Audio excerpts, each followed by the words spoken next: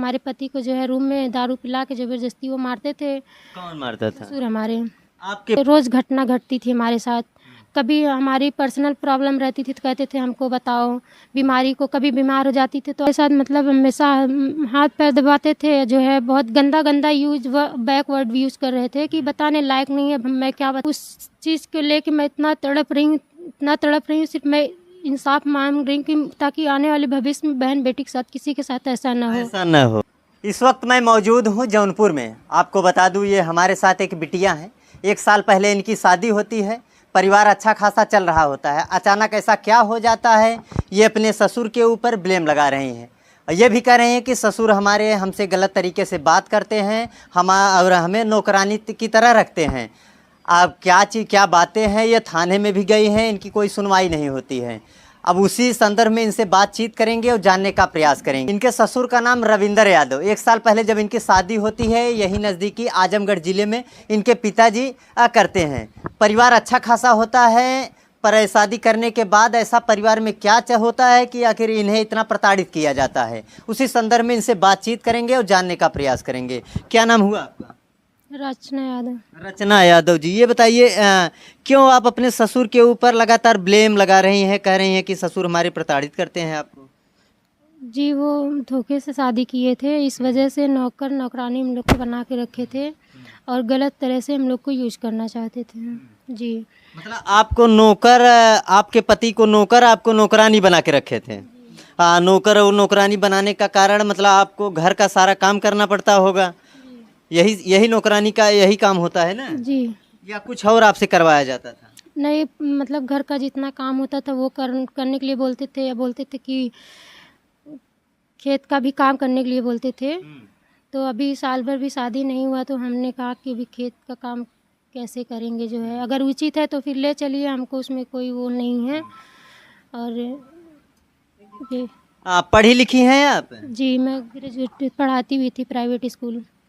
जी, एक अच्छा सपना दिखाएं वो कि पढ़ी लिखी हैं, हम पढ़ाएंगे लिखाएंगे, इनको डॉक्टर बनाएंगे। अच्छा सपना दिखा के हमारे माँ बाप को हमको दिखा के गुमराह करके जो है शादी किए। फिर जब मैं वहाँ पे गई तो ऐसा कुछ भी नहीं था। हमारे पति के साथ मतलब हमेशा मारपीट करना, दारू पिलाना, उनको दबाव डालना, हमारे प्रति दबाव डालना कि मायके मत आना, या हमारे मायके वाले वहाँ जाते थे तो चोरी का इल्ज़ाम लगाते थे। फिर हम लोग को ऐसे तैसे बीतते गया तो कुछ समय बीता तो हमारे पति को जो है रूम में दारू पिला के ज़बरदस्ती वो मारते थे। कौन मारता था? ससुर हमारे। आपके पति को जबरदस्ती दारू पिलाते थे? मतलब यूँ कह सकते हैं कि अपने ही बेटे को दारू पिलाते हैं, उसके बाद मारते हैं। क्यों मारते हैं ये आपको पता है? जी, आप बोलते कि ये हमारा बेटा नहीं है। शादी का मतलब जब किए तो बोले कि हमारा बेटा है, आप बोलते कि ये हमारा बेटा नहीं है। इस वजह से हम लोग को परेशान करते थे और कहते थे घर से बाहर निकल जाओ तुम लोग, 10,000 ले लो, 20,000 ले लो, अलग हो जाओ। हमेशा अलग होने की बात करते थे। जी। मतलब कितने भाई हैं आपके पति? 3 भाई हैं। 3 भाई हैं। और आपके जो पति हैं, आपके ससुर कह रहे हैं कि हमारे बेटे नहीं हैं। कहीं से लेकर आए थे क्या उनको? जी, अब कहाँ से लेकर आए थे इसके बारे में ना हमारे पति को भी जानकारी है। उनसे मैं बहुत पूछा, कसम खिला के भी पूछा, लेकिन वो बोले कि मैं बिल्कुल नादान था, मुझे खुद भी याद नहीं है कि मुझे कहाँ से लेके आए हैं। इनको माँ बाप अपना माना, माँ बाप जैसे जो कहते थे, माँ बाप का फ़र्ज़। मैं आज के ज़माने में इतने लड़के किसी के साथ नहीं करेंगे, यहाँ तक कि मैं उनका बिना पैर हाथ दबाए सोता नहीं था। पिता का, सास का, मतलब अपने माता पिता को वो दबाते थे, तब भी जो है वो उनको धोखा दे दिए ससुर हमारे कि वो हमेशा धमकी। आपके जो पति हैं वो पढ़े लिखे हैं? जी नहीं, पढ़े लिखे, अनपढ़ हैं। आप एक पढ़ी लिखी एक टीचर हैं, स्कूलों में आप पढ़ाती थी।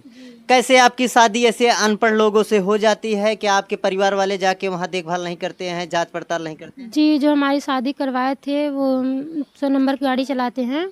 उन्होंने लिवा गया, घर दिखाया, 2 तल्ला घर दिखाया, 400 सिलेंडर, 2 गाड़ी दिखाएं, 10 बीघा खेत दिखाएं, अच्छा सपना दिखाएं, आपकी बेटी को कोई दिक्कत परेशानी नहीं होगा। फिर उसके बाद जो है जब बोले कि आपके पास भी दुश्मन है, हमारे पास भी दुश्मन है, आप किसी से पता करने मत जाइएगा।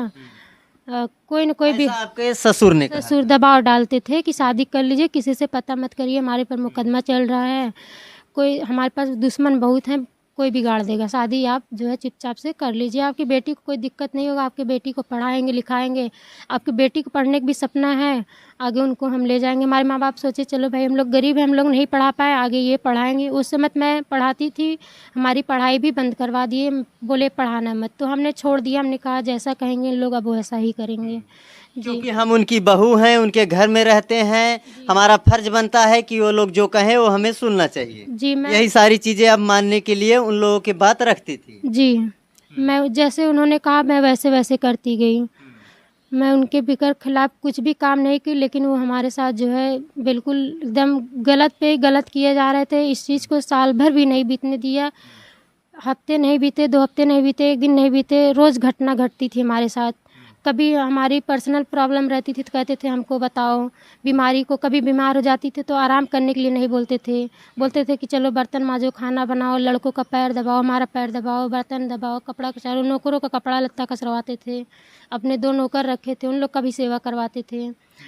फिर उसके बाद ये सब मैटर लेते लेते काफ़ी मैटर बढ़ गया, तो हम पढ़ी लिखी थी जो है अपना आंकड़ा लगाए, हम कहे कि हमारे पति भी नहीं पढ़े लिखे हैं।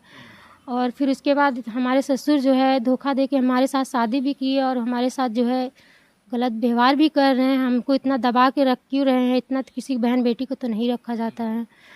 और हमेशा हमको मतलब टॉर्चर करते थे। हमारे मायके वाले को मतलब लछना लगाते थे, भाई लोग हमसे मिलने जाते थे या राखी बनवाने जाते थे तो लछना लगा देते थे कि चोरी का मतलब चोरी करके देती है घर में से, घर से चोरी करके सामान उठा के अपने भाइयों के अपने पिता को देती है। जबकि यहाँ उनका कुछ भी नहीं, उनका घर गांव है, यहाँ पे भाड़े पे हमको रखे थे, यहाँ कुछ भी नहीं था उनका।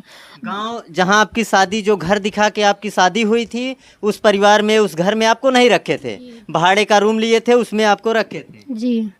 आपके ससुर और भी आपसे कुछ ऐसी कुछ घिनौनी कुछ बातें भी करते थे? अभी आपने कुछ बता रही थी आप। जी हमारे साथ मतलब हमेशा हाथ पैर दबाते थे, जो है बहुत गंदा गंदा यूज बैकवर्ड यूज़ कर रहे थे कि बताने लायक नहीं है। मैं क्या बताऊं, अब सिर्फ मैं उस चीज़ को लेके मैं इतना तड़प रही हूँ, सिर्फ मैं इंसाफ मांग रही हूँ कि ताकि आने वाले भविष्य में बहन बेटी के साथ किसी के साथ ऐसा ना हो। इसीलिए आपने आप ये लड़ाई लड़ रही हैं। जी, समाज में ऐसे भी इंसान दुष्ट आदमी बैठे हैं तो ताकि लोगों को पता चले कि ऐसे पापी इंसान धरती पे बैठे हैं, ताकि किसी बहन बेटी के साथ और कोई मजाक ना करे। कि जो हमारे माँ बाप इतने शौक श्रृंगार से जो है 10-12 लाख रुपए खर्च करके शादी किया, रघुवंशी होटल से जो है उधार पैसा लेके, उनके ऊपर अभी भी कर्जा हुआ है, जो है दूध बेच के हमारे बाप ने जो इकट्ठा करके, हमारे भाई 4 भाई हैं, 4 भाइयों ने मेहनत किया, बड़े बड़े भाई लोग हैं हमारे, और फिर पिताजी सब लोग मिल के हाव भाई से शादी किए, जिस तरह से शादी होता है धूमधाम से।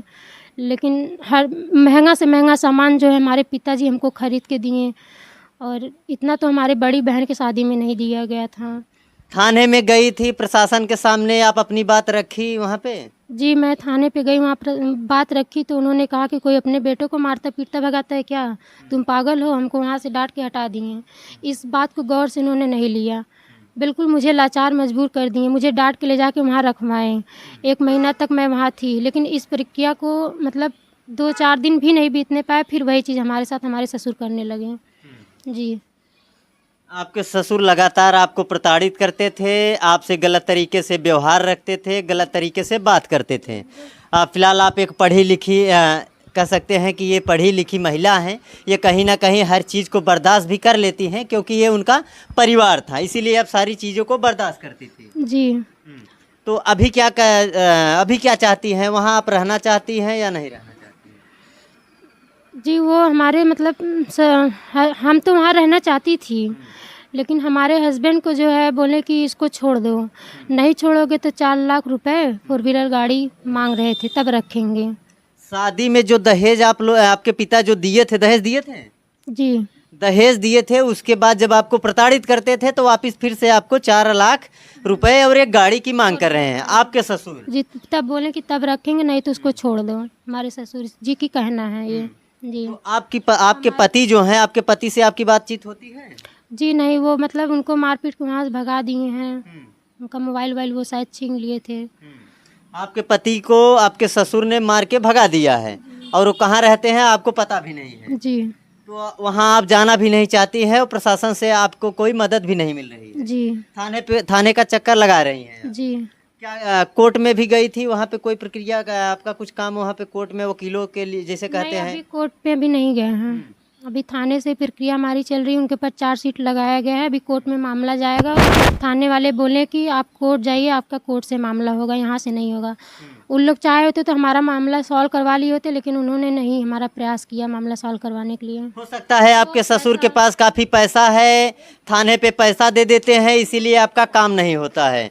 आपके पास पैसा नहीं है, इसीलिए आपकी सुनवाई नहीं होती है। हमने अपने आंखों से देखा, जो है हमारे ससुर जी जो शादी करवाए थे कांस्टेबल थे, वो कांस्टेबल को बुला के पैसा दिला के उनसे जो है थाने पे पैसा खिला देते थे। मैं अपने आंखों से देखी, और जो है इस वजह से हमारे केस जितनी जाती थी सब फड़वा देते थे, आगे बढ़ने ही नहीं देते थे और मैटर को दबा देते थे। जी। फिलहाल आए दिन योगी जी तमाम ऐसी बातें करती रहते हैं महिलाओं के सम्मान के विषय में, कि महिलाओं को ये सम्मान मिल रहा है, थाने पे जाएंगे तो महिला हेल्प डेस्क है, तमाम ऐसी चीज़ें हैं जहां एक महिला को न्याय मिल सके। फिलहाल ये रो रही हैं, तड़प रही हैं, न्याय शासन से प्रशासन से न्याय की गुहार लगा रही हैं। थाने पे जाती हैं और इनका कोई काम नहीं होता है, इनको डांट के भगा दिया जाता है। माननीय शासन और प्रशासन और तमाम जिले के तमाम अधिकारियों से हम निवेदन करेंगे कि ये जांच का विषय है, जांच कर एक महिला के लिए उचित कार्रवाई करें। फिलहाल मिलते हैं किसी और वीडियो में, तब तक के लिए जय हिंद, जय भारत।